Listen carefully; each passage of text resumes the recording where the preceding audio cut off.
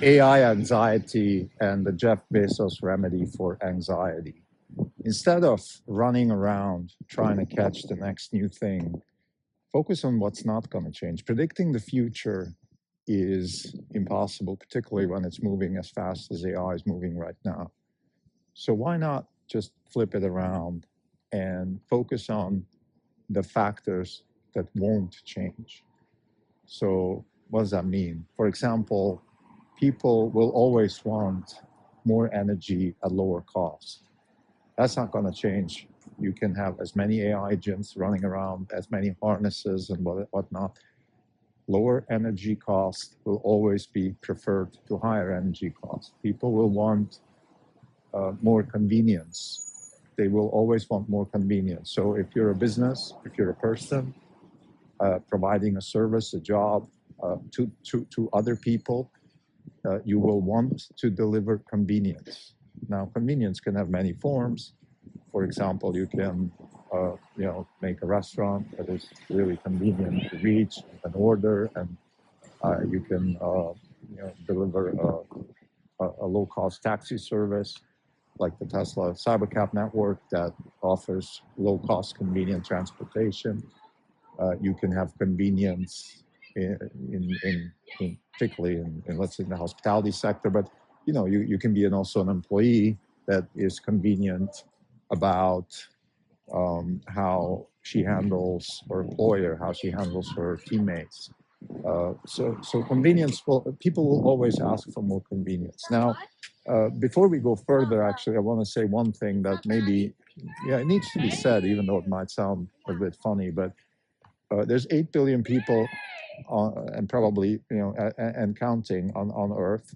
And as far as we know today, the economy that we call economy, what we call an economy is the voluntary exchange of goods and services between people. So the reason I'm saying that is that you could imagine a future where there is also agents, robots involved in this economy. But I think it's a little bit like the eigenfunction discussion in physics or in finance, where you have a lot of different financial instruments, but everything comes back to the US Treasury rate, which drives every other financial market. So in that sense, I think the human demand for goods and services will always be the ultimate eigenfunction of the economy.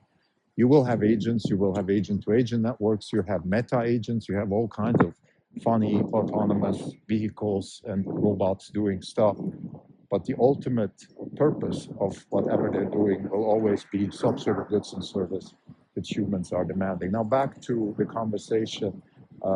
When I talk about things like convenience and lower cost of energy, that pertains mainly to humans. Of course, with the energy, you can say any kind of organism, any kind of organism in the universe will always prefer a lower cost of energy, or in other words, it will go to the lower energy state. This is a law of physics, actually, maybe not even a law, but an axiom of physics that also applies to economics. So again, lower cost of energy, more convenience, more selection. So you want to be able to offer more selection at the same price. Of course, you want to have higher quality for the same price, so you want to have a lower price with the same quality. Like, those are the kinds of things that don't change. They don't change. They will always be demanded by humans, and therefore they will be in demand by the economy. Now, as an investor, you can say, yeah, fine, but how do I generate wealth with all this? Well, it's not that far-fetched. For example, what you need in order to deliver a low-cost energy or more convenience or more selection as a company is you need scale. Scale is amount. Scale is actually a competitive advantage that often gets,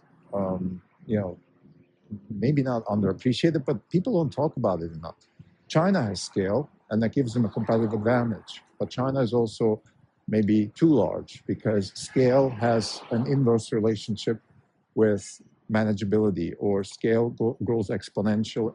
Scale and complexity go exponentially, or excuse me, complexity grows exponentially as a function of scale. In other words, There is you want to find sort of a Pareto optimal scale versus complexity um, equation, and I guess Silicon Valley has found that with companies like Tesla, SpaceX, Amazon, Anduril, and so forth, where you have large companies, Nvidia, of course, large companies, but they're not as large as the Communist Party of China or Russia or the EU or something like that. I mean, they're still companies because what you need is you need owners or an owner mentality. You need skin in the game. You need agency to manage that scale. But anyway, scale is something. So as an investor, you want to look for scale. You want to look for companies that can deliver lower cost of energy, more convenience, and more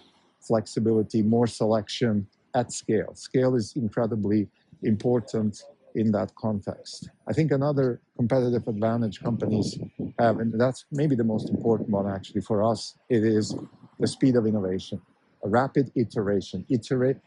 Knowledge compounds as a function of iteration.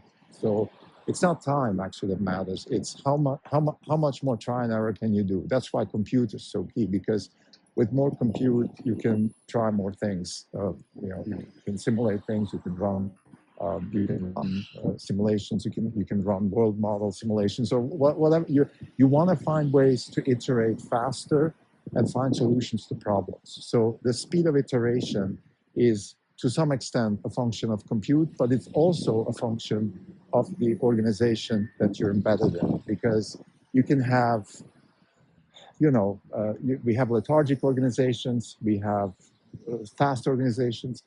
There's the pizza test at Amazon, like how many people can bring in a room with 2 pizzas, and that's roughly what it takes to solve a problem. Peter Thiel spoke about a startup is the minimum amount of people that need to work together to solve a problem. So there's a lot of different approaches to the same question, which is what is the optimal scale and also what is the optimal speed of iteration? Now, scale and iteration are related. That's what I also alluded to when I spoke about the Communist Party of China. I mean, China is a nation state. It's large. It has economies of scale, but then decision making is much more constrained. You have more complexity. So you want to find this sweet spot, this Pareto optimality between scale and speed of iteration, and that's, in our opinion, where most wealth is created. So to summarize, AI anxiety is real. I think the speed of iteration is extreme, so people are not used to that. I think human time frames, careers, just our biorhythm of going to sleep every day and working 6-day weeks and things like that doesn't really compute anymore with a sector that changes almost daily and therefore also changes workflows daily and things like that. So we have to get used to that. And I think the best way to deal with that is actually to focus on the things that don't change. And like I said, things that don't change is lower cost of energy, more flexibility, more selection, um, more convenience, generally lower cost for the same, like, a company, any kind of endeavor in the end, in the long run, is defined by its cost structure. Because you can't provide goods and services at scale forever by subsidizing it. It doesn't work. The Soviet Union tried it. EU is trying sort of a middle way.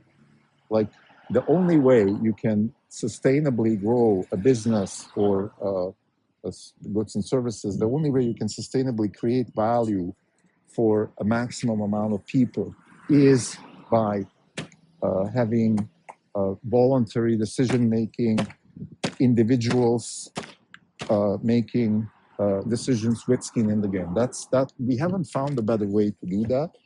We might in the future. It's not written in stone that this is the only way we can organize ourselves, but as of now, that is the only and best way we can organize ourselves. So again, as an investor, you want to focus on lower cost of energy, lower cost, higher quality, convenience, Pareto optimality in terms of scale and complexity, and speed of iteration, very important. Thank you.